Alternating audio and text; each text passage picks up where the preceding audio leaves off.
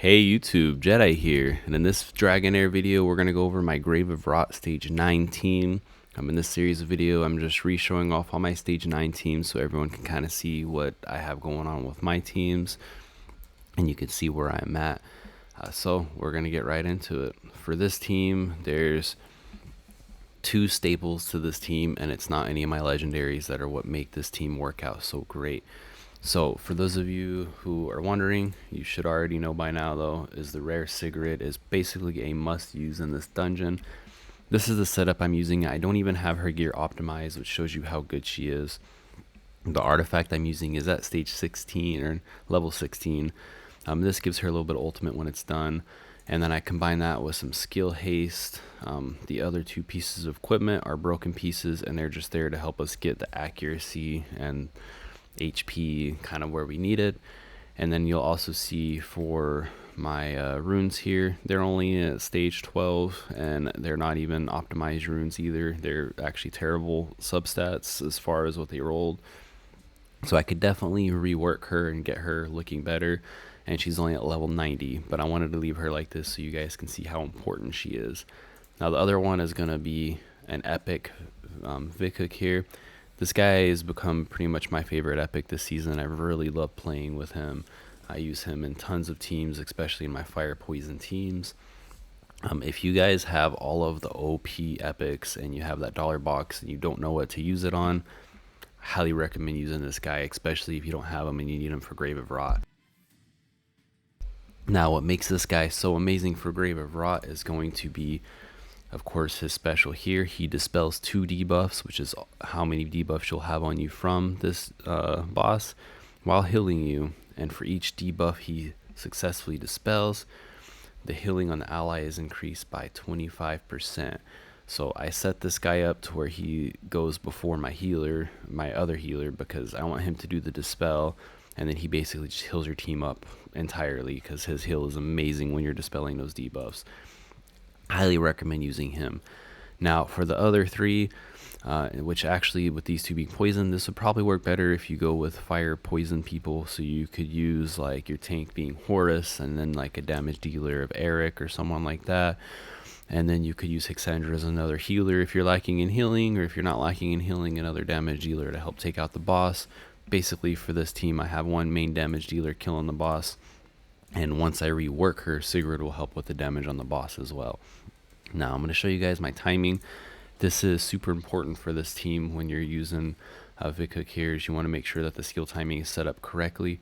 So the way I do this is for Vikuk here is I set him to where he goes off at 12.5 seconds into the match. The reason why I do this is if you don't set this, he'll heal before debuffs are out on your team, and then you won't dispel everything. So you need him to be delayed so that he dispels the debuffs and does the heals. Then I take my other healer, who now I'm mostly using her for the defense up, but I want her to go 0.5 seconds after, and the reason being is that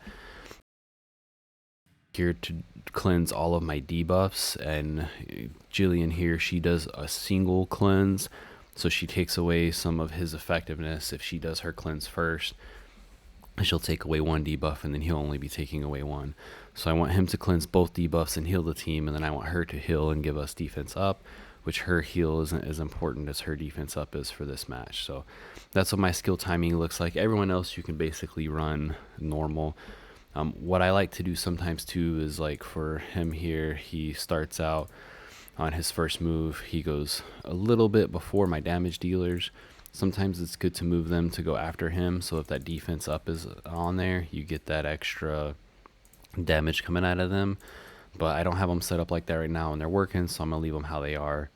I'm not using any food or anything, and my bonuses are going into my Lightning Radiant, which is my tank and damage dealer.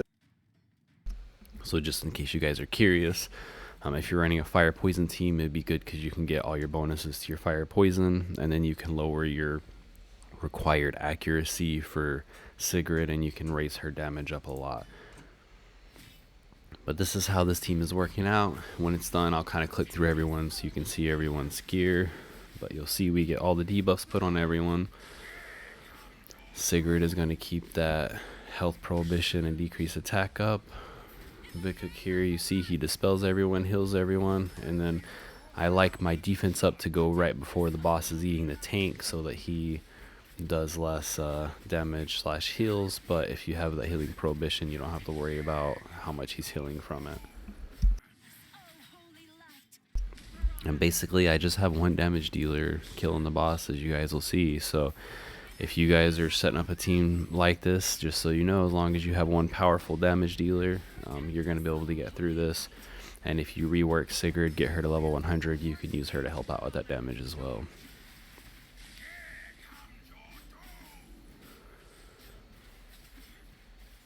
And you'll see this team is just milking the boss. I haven't reworked these guys' gears in a few weeks. I'll probably go in next week when the last month starts. I'm gonna use up all my energy when the Twinkle theme comes out. I want to make sure I have energy for that because I don't know what that event's going to be like, the Twinkle and Inferno event for Dritz.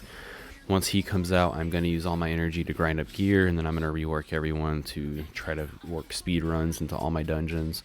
But for right now, this is what we're working with, and it's working great. So with the auto battles, I do the $5 a month pack. If you guys are looking to spend money, that gives you some auto battles for $5 a month. Gives you 30 energy a day, which is really nothing, but I do it for the auto battles, and then that makes it so that I can just set these and walk away. So really how long they take doesn't matter. Doing for speed is just for fun, not for necessity. So as you guys get into it and you want to play around with teams to go a little bit faster, that's just more for playing around with these dungeons if you're into that type of thing.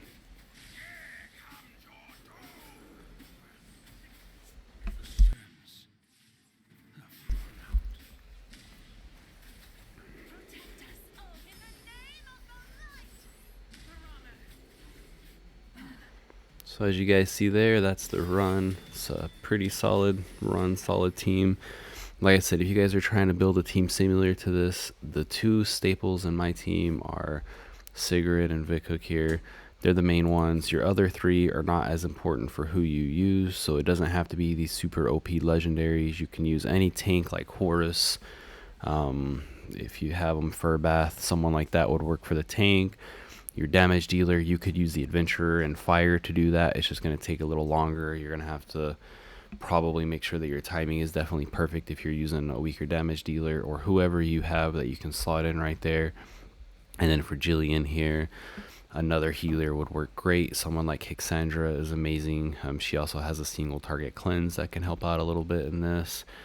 If you are having an issue with someone taking on too many debuffs and you're not able to cleanse it, then what I recommend doing is pushing up some resistance on a few of your champions. You can use like resistance rune, some resistance substats, something like that to push up resistance, and then just avoid it altogether.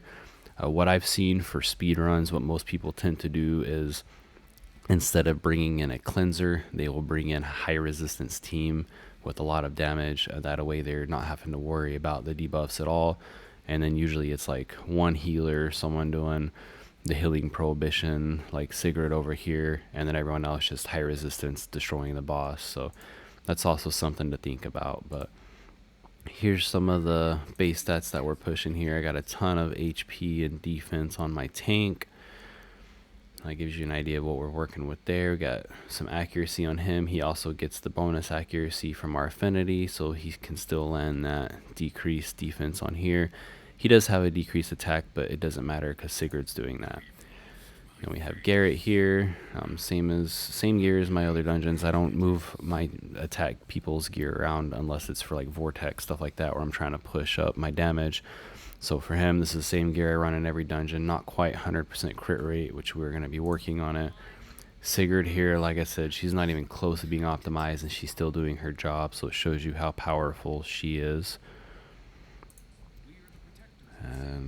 Thurvold there, same as we've, I'm using Thurvold. And then Jillian here, main thing for her, if you're using her, is you could push up Enlightenment for more health. If you don't have someone like her and you're looking for another healer, I've showed it in the one like Megan or Quarion, which are rares. Quarion is right here. He does kind of the same thing, just not on the same scale. So he does a defense up 1 instead of defense up 2. And then he still does healing, which he does the 15%, and then once you book him, you get it up to 25%. So he still does a really good healing as well. So anyways, guys, that's my team. Just wanted to show it off, show the timing that I'm using. So if you guys are using Vikuk here, definitely make sure you check out that timing, because that's going to help out a lot to make sure you line your skills where you need to. You don't have to change anyone else's timing. His is the main one. But if you want to play around with timings, like I said, if you're using the Crown of the Unclean, it's good to make your DPS go slightly slower than whoever's using that, so you hit them right after the decreased defense is up. It's not super necessary, but if you're trying to super tune your team, it's a good idea to do. And that's all I have for you guys. Hope y'all have a good one.